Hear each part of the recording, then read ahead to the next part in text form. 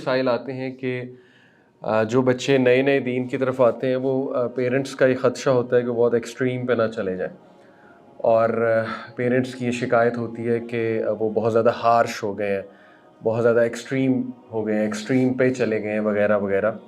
تو ایک تو یہ مسائل بہت مجھے آئے اس کلاس کے دوران جب لوگ پیرنٹس سے مجھ سے ڈسکشن کی، یعنی ایسے مسئلے بھی آئے کہ ایک بچہ وہ اپنے گھر والوں کو منافق کہنے لگ گیا اور تانے دینے لگ گیا بہت زیادہ کہ آپ لوگ منافق ہیں سارے، آپ لوگ کچھ نہیں کرتے اور آپ لوگ سننا نہیں فالو کرتے، یعنی بہت ہارش طریقہ گھر والوں کو سمجھانے کا۔ ایک اس طرح کے مسائل آ رہے ہیں۔ دوسرا مسئلہ جو ہے وہ دوسری ایکسٹریم ہے اوبویسلی کہ بچے بالکل ہی دین سے آؤٹ ہیں، اور دین تو خیر آؤٹ ہونا وہ تو بہت ہائی لیول چیز ہے، مطلب بیسک چیزوں سے ہی آؤٹ ہے، دین تو بعد کی بات ہے۔ تو بالکل اپنی فکر ہی نہیں اور کدھر جا رہے ہیں، what they are doing and the things they are into, جو پیرنٹس بتاتے ہیں بڑا افسوس ہوتا ہے کہ اس لیول پہ ایکسٹریم لیول پہ وہ جا رہے ہیں گناہوں میں اور بہت سی حرام چیزوں میں۔ تو یہ دو چیزوں کو میں ایڈریس کرنا چاہوں گا۔ لیکن پہلی جو بات ہے، اکثر میں نوجوانوں کو سمجھاتا ہوں کہ یہ غلطی سب سے ہوتی ہے اور یہ اس کی وجہ ہوتی ہے ایکسٹریم پر جانے کی، اور یہ ہم سب کے ساتھ ہوا جب ہم بھی دین کی طرف آئے ایک دم سے، اور اس کی بنیادی وجہ ہوتی سیلف سٹڈی۔ اصل میں ایک مینٹور کا ہونا، مربی کا ہونا، ایک بڑے کا ہونا بہت ضروری ہے آپ کے اوپر، اور یہ بات میں نے 3-4 سال بعد جب میں دین میں آیا اس کے بعد مجھے احساس ہوا کہ جو چیز استاد آپ کو سکھا سکتا ہے، کیونکہ اس کا ایک ایکسپیرینس ہوتا ہے، اس کا ایک فہم ہوتا ہے، اس کی ایک نظر ہوتی ہے اس کو، اور استاد سے ہم مراد اگر اسکالر ہے تو بہت ہی اچھی بات ہے، اور اسپیشلی اگر اس اسکالر کے انٹر پرسنل سکلز بہت اچھے ہیں یہ تو اور اچھی بات ہے۔ تو باقی یہ کہ اسکالر سے بھی فائدہ لینا چاہیے، ان کے علم سے، ان کے فہم سے، کیونکہ ان کو ڈیپتھ پتہ ہوتی ہے کسی بھی چیز کی۔ آپ کو کچھ مثالیں دیتا ہوں بڑی پریکٹیکل۔ میں جب یونیورسٹی میں تھا تو ہم سب نے شروع سیلف سٹڈی سے کیا تھا، اور سیلف سٹڈی میں بندہ اپنی طرف سے نا بہت جلدی عمل کر رہا ہوتا ہے، اور اپنی طرف سے بندہ سنسیئر ہی ہوتا ہے۔ میں نہیں کہتا کہ بندہ انسنسیئر ہوتا ہے، کوئی ایل انٹینشن اس کی ہوتی ہے، لیکن بڑی بڑی غلطیاں ہو جاتی ہیں۔ ہمارے ایک دوست تھے ماشاءاللہ، لیکن اب بہت وہ چینجڈ ہیں اور بڑا ان کے رویے میں بھی فرق ہے۔ میرے ایک دوست تھے، وہ سلام نہیں کرتے تھے ان لوگوں کو جو پینٹ شرٹ پہنتے تھے، جی آئی کے کی بات کر رہے ہیں یونیورسٹی کی۔ جب میں دین کی طرف آیا تو میں ان کے ساتھ کافی بیٹھتا تھا، اٹھتا بیٹھتا تھا، تو وہ دوسروں کو سلام نہیں کرتے تھے عام لوگوں کو، یا جواب نہیں دیتے تھے ان کے سلام کا۔ ایک ہوتا ہے سلام نہ کرو چلو، لیکن جب وہ جواب بھی نہیں دیتے تھے، پھر میں نے ان سے ایک دن پوچھا کہ آپ جواب کیوں نہیں دیتے؟ یعنی دیکھیں نا، وہ لڑکا گزرا، اس نے سلام کیا، پھر ہم میس میں گئے، میس میں کھانا کھا رہے ہیں، اپنے بوائز آئے، مطلب اپنے کلاس فیلوز آئے، ان کو آپ نے جواب ہی نہیں دیا، آپ کھانا کھاتے رہے، آپ نے بس سر ہلایا، جواب نہیں دیا، وعلیکم السلام ورحمۃ اللہ وبرکاتہ۔ انہوں نے بڑی سخت بات کی، انہوں نے کہا کہ جس بندے پہ اللہ رسول کی لعنت ہے اس پہ میں سلامتی کیسے بھیج سکتا؟ میں بڑا حیران ہوا، میں نے کہا کہ کیسے، مطلب اللہ رسول کی لعنت کیسے ہے ان لوگوں پہ، یہ جو ہمارے نارمل لوگ ہیں، کامن لوگ ہیں۔ انہوں نے پھر حدیث سنائی کہ قیامت والے دن جو بندہ جس کے ٹخنوں سے نیچے ہے کپڑا، اللہ تعالیٰ اس کی طرف نگاہ بھی نہیں ڈالے گا، رحمت کی نگاہ بھی نہیں ڈالے گا۔ حدیث ہے ایک یہ، یا اس کا کانٹیکس یہ اس حدیث کا۔ تو دیکھیں نا، انہوں نے خود سے حدیث پڑھی، خود سے اس سے ایک میننگ ایکسٹریکٹ کیا، خود سے اس سے ایک جو ہے نا وہ فہم، اپنے فہم کے مطابق وہ حدیث اپلائی کیسے کی دوسروں پہ، کہ یہ جو عام لوگ ہیں، یہ دیکھو ان کی پینٹ نیچے ٹخنوں سے، دیکھو ان کی شلوار نیچے ہے، یہ تو وہ لوگ ہیں جن پہ اللہ کی بھی لعنت ہے اور اس کے رسول کی بھی لعنت ہے۔ تو جن لوگوں پہ اللہ رسول کی لعنت ہے ان پہ ہم کیسے سلامتی بھیج سکتے ہیں؟ اب آپ سوچ لیں، اس طرح تو اسلام پھیل گیا۔ یعنی آپ نے نارمل لوگوں پہ پہلے ہی لعنت کر کے ان کو اسلام سے باہر کر دیا۔ لعنت بہت بڑی چیز، بہت بڑی چیز ہوتی ہے۔ اللہ کی لعنت، آپ کی سوچ ہے یہ کیا چیز ہے، اور یہ کن لوگوں پہ ہوتی ہے آپ سوچ بھی نہیں سکتے، ٹھیک ہے؟ تو اس نے انہیں آؤٹ کر دیا۔ تو پھر میں بڑا حیران ہوا، میں نے کہا کہ آپ کیسے اخذ کر رہے ہیں؟ یہ میں آپ کو بالکل ریئل واقعہ سنا رہا ہوں، لیکن ماشاءاللہ اس کے بعد اس بھائی میں بڑی نرمی آئی جب وہ پریکٹیکل ورلڈ میں گیا۔ انسان کا جیسے جیسے ایکسپوجر بڑھتا ہے نا اسکالرس کے ساتھ، پھر انسان اٹھتا بیٹھتا ہے، پھر اسے چیزیں سمجھ آتی ہیں کہ ہاں میں ایک بہت ہی شیلو ورلڈ میں رہ رہا تھا، اپنے کنویں میں تھا، اور چیزیں پڑھ پڑھ کے خود ہی اپلائی کر رہا تھا، ٹھیک ہے؟ تو یہ غلطی ہوتی ہے۔ اسی طرح میں نے ایک کتاب پڑھی prophetic method of correcting people's mistakes.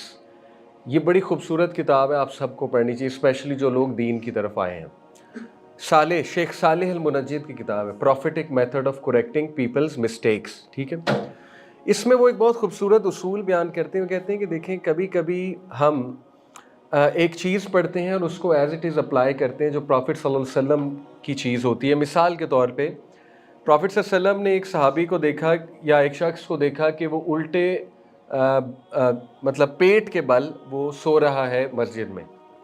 تو نبی نے اس کو لات ماری, اللہ نے اس کو یوں لات ماری اور اللہ نے اس نے کہا اٹھو, یہ جہنمیوں کا سونے کا طریقہ ہے. اب شیخ صالح المنجد بہت بڑے اسکالر ہیں, سعودی اسکالر ہیں. اسلام کی یہ ویب سائٹ ایکچولی شیخ صالح المنجد کی ہے. تو بڑی خوبصورت بات کرتے ہیں. وہ کہتے ہیں کہ کیا عام آدمی اس طرح کر سکتا ہے؟ کیا خیال ہے؟ یعنی یہ عمل نبی صلی اللہ علیہ وسلم کا ہے اور قرآن کہہ رہا ہے کہ نبی صلی اللہ علیہ وسلم کا عمل تمہارے لیے کیا ہے؟ بہترین نمونہ. ٹھیک ہے, لیکن کیا یہ جو چیز ہے یہ عام آدمی اپلائی کر سکتا ہے؟ آپ میں سے کوئی اسٹوڈنٹ سو رہا ہے میری کلاس میں اس کو یوں کرتا ہوں اٹھو, آپ کیا فیل کریں گے؟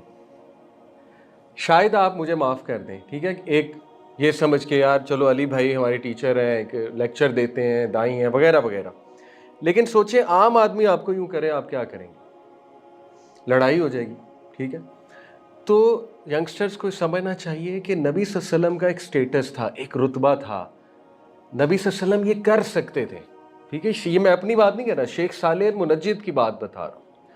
تو بہت سی چیزیں ینگسٹرز اپلائی کرتے ہیں without going into the detail.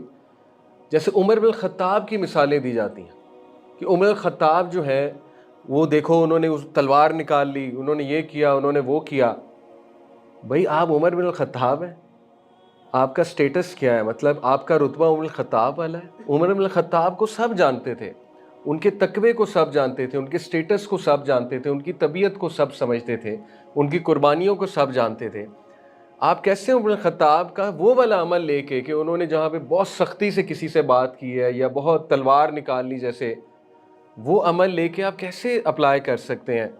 تو یہی فرق ہے سیلف سٹڈی میں اور جب آپ ایک مربی کے پاس جاتے ہیں, اس سے سیکھتے ہیں. وہ آپ کو پھر کچھ ایسی چیزیں بتاتا ہے کہ آپ کو سمجھ آتی ہے کہ اس موقع کے پیچھے, اس عمل کے پیچھے ایک پورا واقعہ ہے, اور آیا یہ عمل میں نے اپلائی بھی کرنا ہے کہ نہیں کرنا ہے. ٹھیک ہے, جیسے میں آپ کو مثال دی کہ نبی صلی اللہ علیہ وسلم جو ہے وہ نبی ہیں.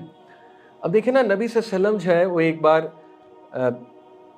حدیث کا کانٹیکس بیان کر رہا ہوں کہ عورتیں تھیں کافی زیادہ, تو ان کو نبی نے یہ بات کر دی غالباً گزرتے ہوئے کہ میں نے جہنم میں کثیر تعداد عورتوں کی دیکھی. اب دیکھیں نبی کا ایک سٹیٹس ہے, نبی باپ سے بھی بڑھ کے, اور نبی جو ہے نا وہ ڈپلومیٹک نہیں ہو سکتا.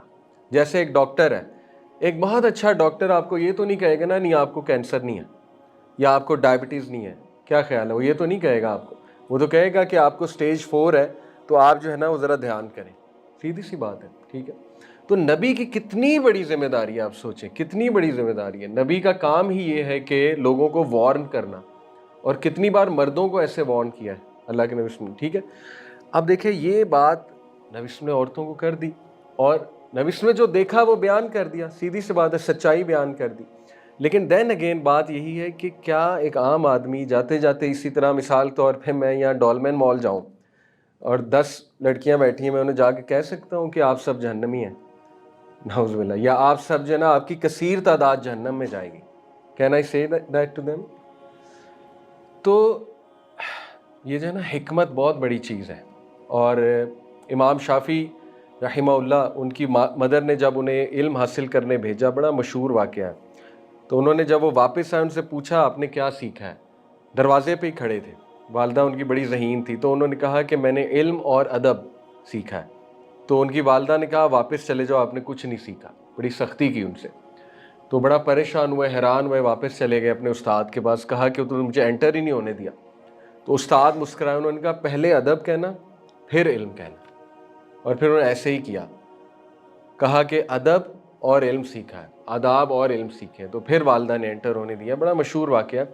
تو دیکھیں آداب جو ہیں وہ پہلے آتے ہیں, علم, بلکہ علم شوڈ لیڈ ٹو آداب آنیسٹلی. ٹھیک ہے, تو یہ غلطی ہوتی ہے اکثر لوگوں سے, اسپیشلی ہمارے ینگ بچے جو دین کی طرف ایک دم آتے ہیں اور اسپیشلی ینگ ایج میں 16-17 سال کی عمر میں، تو بہت زیادہ ایکچولی وہ ایج بھی ایسی ہے، تھوڑی سی اس میں ایگریشن بھی ہوتی ہے، تو وہ بہت زیادہ پھر جو ہے نا وہ پیشن میں آ کے اور ایک ذیل میں ظاہر ہے وہ پھر کچھ ایکسٹریم پہ چلے جاتے ہیں۔ تو ان کو نصیحت میری یہی ہے کہ پلیز کوئی اصول دعویٰ پہ کتاب پڑھیں، ایٹیکیٹس آف دعویٰ پہ کتاب پڑھیں۔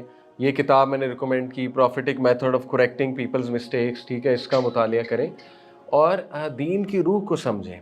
دین has not come to destroy people, okay, دین has not come to demotivate people. نبی صلی اللہ علیہ وسلم نے کیا کہا کہ لوگوں کو جو ہے نا وہ متنفر نہ کرو دین سے، لوگوں کو بشارت دو، اچھی باتیں بتاؤ، and do not push them away, ان کو بھگاؤ نہیں، ٹھیک ہے، ڈرا کر اتنا زیادہ بھگاؤ نہیں ان کو۔ تو یہ ہمیں سمجھنا چاہیے، ٹھیک ہے۔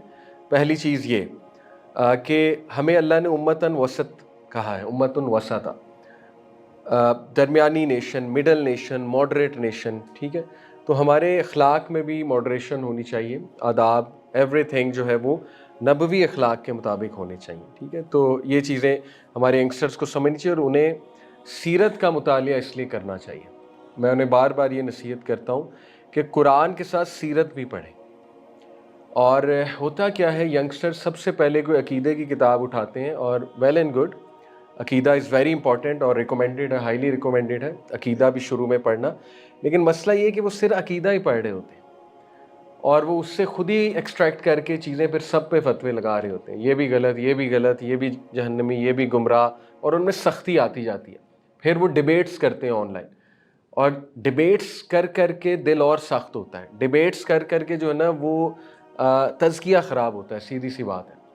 اگر آپ بڑے بڑے اسکالرس کو دیکھیں، وہ ڈیبیٹس میں نہیں پڑھتے اتنے، ٹھیک ہے۔ تو یہ چیزیں ہمیں سمجھنی چاہیے ہمارے ینگسٹرس کو، اور آداب پہ کچھ چیز پڑھنی چاہیے۔ دوسرا، افسوس کی بات، بہت ایکسٹریم پہ چلے جاتے ہیں کچھ نوجوان، وہ بالکل ہی دین سے متنفر ہو جاتے ہیں اور ایسے گناہوں میں پڑ جاتے ہیں، اللہ معاف کرے، کہ اس کے بعد بڑی مشکل ہو جاتی ہے ان کی واپسی، ریکوریبل ڈیمیج ہو جاتا ہے ایک قسم کا۔ تو ان کے لیے انشاءاللہ آج کچھ بات کرتے ہیں کہ آج کے دور میں کیا کرنا چاہیے ہمارے ینگسٹرز کو، کس طرح باہر آنا چاہیے انشاءاللہ تعالیٰ ان چیزوں سے، اور ان کو خود سمجھنا چاہیے۔ ہم پیرنٹس کو میں اکثر کہتا ہوں کہ دیکھیں، اگر آپ ان پہ بہت زیادہ سختی کریں گے، بہت زیادہ ریسٹرکشن لگائیں گے، تو شاید یہ بالکل ہی دور ہو جائیں۔ تو ہم چاہتے ہیں کہ وہ خود سمجھیں انشاءاللہ تعالیٰ ان چیزوں کو۔ تو دیکھیے، سب سے بڑا پرابلم آج کی یوتھ کا وہ موبائل فون ہے، اس میں کوئی دوسری رائے نہیں ہے، اور mobile phone is literally destroying our youth. کئی نوجوانوں نے خود یہ جملہ کہا ہے کہ اس چیز نے مجھے تباہ کر دیا۔ انہیں بھی پتہ ہے، بہت اچھے سے پتہ ہے کہ یہ چیز ان کی تباہی کا ذریعہ ہے، کیونکہ یہ چیز ان سے کنٹرول نہیں ہو رہی ہے، ٹھیک ہے۔ اور اسکرین آورز کچھ لوگوں کا 14 گھنٹے ہیں، یعنی کین یو بلیو اٹ کہ اگر مثال طور پہ ایک بندہ 8 گھنٹے سو رہا ہے، تو کیا مطلب صرف 2 گھنٹے موبائل سے دور ہے، ٹھیک ہے، باقی 14 گھنٹے موبائل یوز کر رہا ہے، یعنی 14 گھنٹے کسی کا اگر اسکرین ٹائم ہے، اور وہ جو مرضی کر رہا ہے، میں کہتا ہوں لیکچر سن رہا ہے یا کوئی کام کر رہا ہے، ایڈیٹنگ کا کام کر رہا ہے، میرے نزدیک وہ ذہنی مریض ہے۔ 14 گھنٹے موبائل یوز کر کے ایک بندہ 100% ذہنی مریض بنے گا، ٹھیک ہے۔ بلکہ میں تو کہتا ہوں 6 آور پلس جس کا اسکرین ٹائم ہے وہ ذہنی مریض ہے، ایک قسم کا، مطلب ناٹ دیٹ پیک لیول، لیکن اس کے ذہنی مسائل سٹارٹ ہو جائیں گے، دس از واٹ آئی مین، جس کا 6 آور پلس ہے، ٹھیک ہے، بلکہ 5 آور پلس ہے۔ تو یہ چیز، کوئی اس میں دوسری رائے نہیں ہے کہ لوگ اس سے تنگ آئے ہوئے ہیں، لوگ اس سے نکلنا چاہ رہے ہیں، لیکن یہ چیز انہیں جکڑے ہوئے ہے زنجیر کی طرح، اور ان کو سمجھ نہیں آ رہی کہ اب ہم نے کرنا کیا ہے۔ تو دیکھیے، اس میں بہت پریکٹیکل میں ایک سلوشن دیتا ہوں کہ الحمدللہ جتنا آج سمجھ آ رہی ہے نا نوجوانوں کو کہ اسلام ریلیونٹ ہے، اتنا کبھی سمجھ نہیں آئی، آلدو اسلام تو ازل سے ریلیونٹ ہے، لیکن جتنا اب انہیں سمجھ آ رہی ہے کہ یار یہی واحد ذریعہ ہے نکلنے کا، اور جتنا ڈسپلن کی اب ضرورت ہے نا، آپ کی سوچ ہے، اور ڈسپلن نہیں آپ ہو سکتے جب تک آپ دین پہ نہیں آئیں گے، اور کوئی حل نہیں۔ آپ سائیکالوجسٹ کے پاس چلے جائیں، موٹیویشنل اسپیکر کے پاس چلے جائیں، صرف اسلام اس کا حل ہے، کیونکہ جس انسان میں تقویٰ ہوگا، خدا خوفی ہوگی، جو انسان آخرت کے بارے میں سیریس ہوگا، جو انسان اپنے اعمال کے بارے میں سیریس ہوگا، وہ ضرور اپنے آپ کو ڈسپلن کرے گا، ٹھیک ہے۔ جو بندہ بالکل لاسٹ ہے اور اس میں خدا خوفی بھی نہیں ہے، وہ پھر اس کا بہت زیادہ شکار ہو جائے گا۔